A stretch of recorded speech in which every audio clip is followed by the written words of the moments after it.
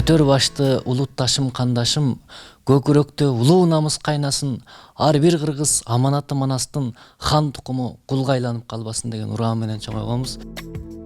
Кайрылман деген түшүнүк Совет мамлекети урап, жаңы көз карандысыз өлкөлөр пайда болуп, этникалык кыргыздар өз мекенине кайтып баштаганда пайда болгон. Союз кулагандан кийин ар бир мамлекет өзүнчө эгемендүү болгондон кийин көпчүлүк ошо этникалык кыргыздар өздөрүнүн Кыргызстанга кайра келип, ушул жерге отурукташып, өздөрүнүн же болбосо балдарынын мындан кийинки жашоосун Кыргызстан менен байлагысы келген да. Негизги максат ошол. Экономикалык деле максаттар эмес бул жерде. Көпчүлүк учурда ушул туруктуу көчүп келип, ушул жерде жашамак максаттар менен келишет да. Кыргыздардын биринчи дүйнөлүк курултайында кайрылмандардын мекенине кайтарып келүү саясаты жарыяланган. 2001 жылы президенттин жарлыгы менен Кыргызстандын жарандыгын алууга жеңилдетилген шарт түзүлдү. 2007 жылы атайын мыйзам кабыл алынып, анда этникалык кыргыздарга социалдык жана укуктук жардам кепилдиктер жазылган эле. Бул закон боюнча бардыгы мындай жакшы жазылган, ар бири ушул этникалык Кыргыз Республикасына көчүп келгенде баягы регистрацияга туруш үчүн атайын ошолор жашай турган жайлар болуш керек, ошол жака адамдар алып барылыш керек, ошол жерден регистрация болуш керек деген концепция бул мыйзамда 2007 жылы эле жазылып коюлган да. Бирок эми бул мыйзамдын иштебегени бул башка маселе. Бул ошо өкмөттүн өзүнүн күнөөсү да. Кайрылмандардын көптөгөн көйгөйлөрү чечилбей келет. Негизгилердин бири мыйзам боюнча аларга бериле турган жердин жоктугу. Шабашка жашоо менен жашайбыз. Үйлөнгөн, жайланган 3 балам бар, 9 неберем бар. Азыр отурганга үйлөрү жок. Бирөө квартирада Московский районунда жүрөт, бирөө квартирада шаарда жүрөт. Хотя 1 гектардан 7000 гектар, көөдө 5 балалуу, 6 балалуу жери жок. Элдер жери жок, башка жер ээлеринге иштеп атат, алардын астында турабы? Конечно, жана айтканда биринин чөбүн ташыйт, биринин малын карайт. Киши менен жашоо ошону менен болот. 25 миң аренда алышты. Анандай. А жерди 1 гектар жерди 40 миңге чейин алдылар быйыл. Ал эми кайрылмандардын өз үлүш жерлери жок болгондуктан ал жерге үй кура алышпайт. Мамлекет тарабынан жер тилкелери бөлүнүп берилген учурлар кездешсе дагы, жеке турак жайларын курууга акчалары жетишпейт. Эми бара-бара салган турасыздарбы? Туугандардын жардамы менен деген. Туугандар жардам берипшин. Ошондой үчүн салып. Кирпич эмес, топурак. Жок, кирпич эмес, топурактан. Ашар жол менен. Эми кымбат чат да кирпичти сатып алган турабы? Кирпичтерге акча жетпейт. Фундаментинде кичине цементте жетишпейт. Жерлер бекер жер тилкелери үй салуу үчүн берилгени менен бул келген этникалык кыргыздардын көпчүлүгүнүн финансылык каражаттары жок үй салганга, там түптөп курганга мүмкүнчүлүгү жок. Көпчүлүгүнөн биз сураганыбызда ошол каржынын жоктугунан сала албай жатышкандыгын айтышат да. Жеке турак жайынын жоктугу каттоого турга чечилбеген тоскоол болууда. Анын үстүнө документтердин жоктугу Кыргызстанда төрөлгөн балдарынын тагдырына да терс таасирин тийгизүүдө. Балдарыңыз барбы? Балам. Балаңыз бар, свидетельство о рождениясы бар? Алган жокмун. Жок, алган жокмун. Ошол себептен Ошол паспортуңуз жок, жолдошумдуку менен алып көрөйүн десем да болбостон жок, бере албайбыз деп койду. Роддомдон эле. Ошондо Тажикстанда паспорт жок, Кыргызстанда паспорт жок. Тажикстандыкы жок, Кыргызстандыкы жок. Кандай маселе чыгып атат ошол паспортто? Балдарым чоңоюп жатат, ошо школго барыш керек.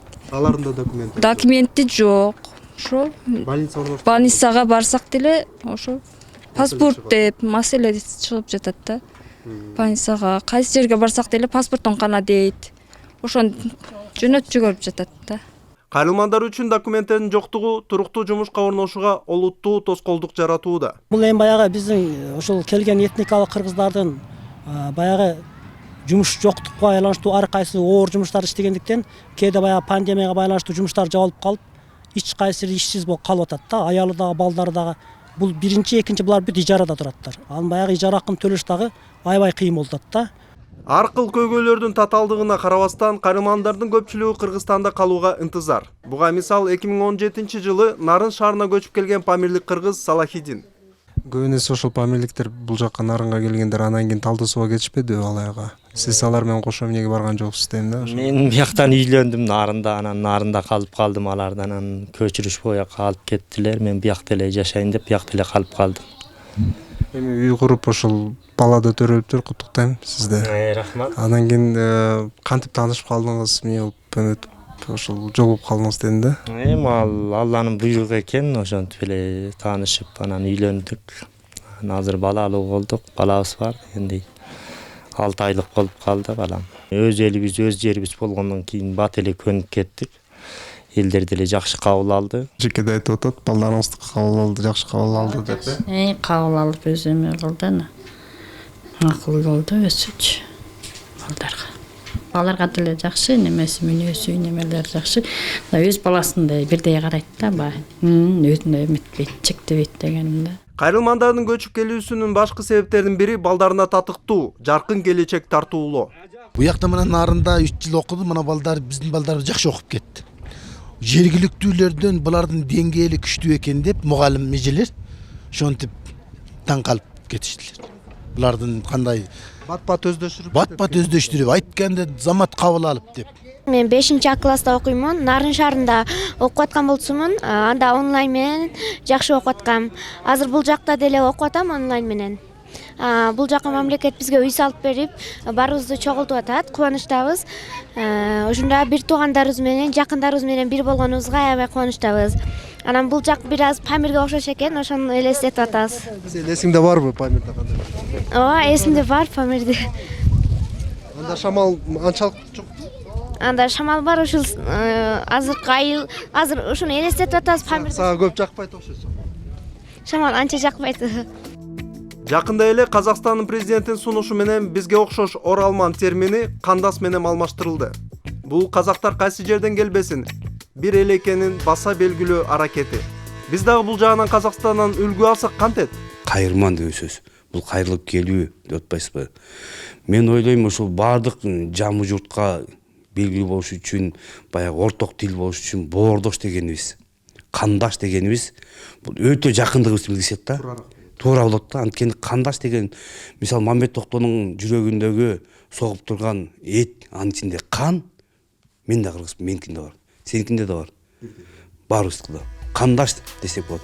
Балким терминдин өзгөрүшү менен ар бирибиздин кайрылмандарга аяр, дыккат көңүл буруга түрткү берер. Бул болсо этикалык кыргыздардын тарыхый мекениндеги жашоосун жакшы жагына өзгөртүүгө жардам болсо деген үмүт.